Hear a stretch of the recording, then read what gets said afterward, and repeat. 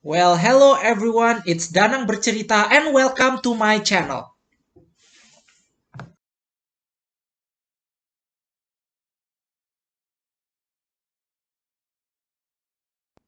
Ya, di vlog ini aku berada di rumah lagi melakukan isolasi mandiri sebagaimana sekarang situasi pandemi COVID-19 lagi kritis dan jumlah penderitanya banyak sekali, mencapai 2 jutaan gitu.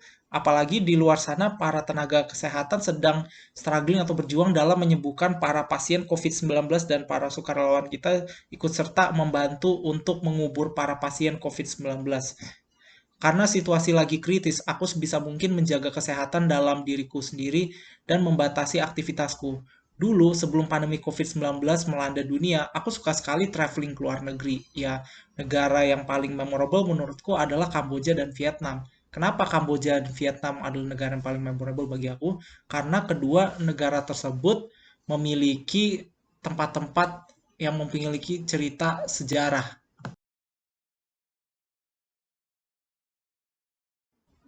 Untuk Kamboja, aku pernah mengunjungi Candi Angkor Wat. Tempat tersebut merupakan ikon dari negara tersebut. Menurut catatan sejarah tertulis, kompleks candi tersebut dibangun pada awal abad ke-12 yang diprakarsai oleh Raja Suryawarman II dari Kerajaan Khmer. Awalnya, candi tersebut dibangun sebagai penghormatan kepada Dewa Wisnu dalam agama Hindu. Tapi pada abad ke-14, kuil tersebut digunakan oleh penganut Buddha. Oleh karenanya sekarang di Kamboja agama mayoritasnya adalah Buddha. Sementara itu untuk Vietnam, aku pernah mengunjungi tempat-tempat peninggalan perang Vietnam seperti Cu Chi Tunnels, War Remnants Museum, dan Reunification Palace. Untuk Cu Chi Tunnels atau kompleks terowongan Cu Chi, tempat tersebut merupakan bunker yang dipakai oleh kelompok gerilyawan Viet Cong pada perang Vietnam. Sementara War Remnants Museum atau Museum Peninggalan Perang Vietnam merupakan museum yang berisi tentang koleksi persenjataan pada masa era Perang Vietnam. Sementara kalau Reunification Palace atau Istana Pemersatuan merupakan istana milik negara Vietnam Selatan. Kemudian di istana tersebut pernah diserang pada 30 April 1975 oleh gabungan pasukan Vietnam Utara dan Viet Cong dan sebagai akhirnya menjadi simbol pemersatuan Vietnam.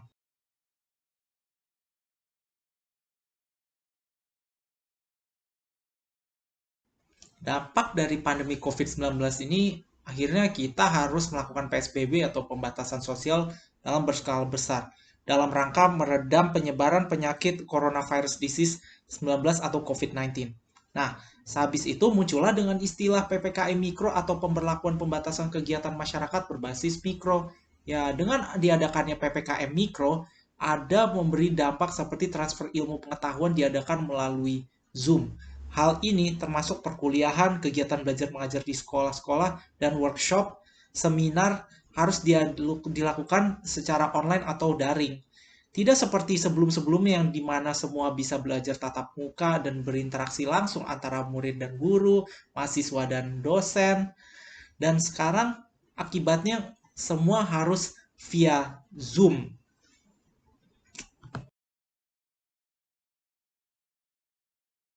Kemudian untuk kegiatan pariwisata, ada yang bahkan mengakalinya dengan cara yang kreatif, yaitu adalah dengan cara menggunakan Zoom juga. Di situ para tour guide pemandu wisata menjelaskan tempat wisata yang dikunjungi sambil menjelaskannya dengan menggunakan presentasi PowerPoint, showcase video, dan bahkan memperlihatkan peta di mana lokasi tempat wisata tersebut.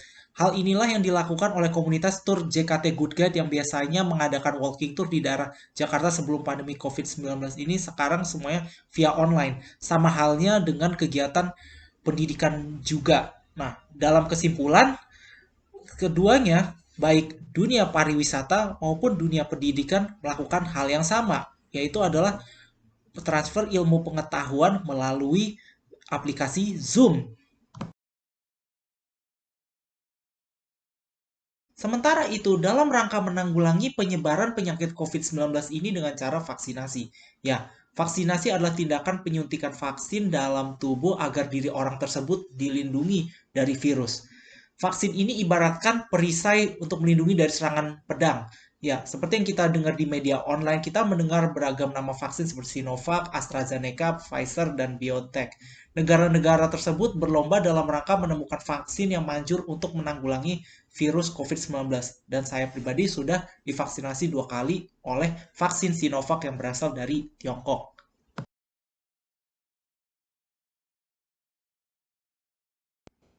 Aku bukanlah seorang pakar atau tenaga kesehatan yang menangani pasien COVID-19.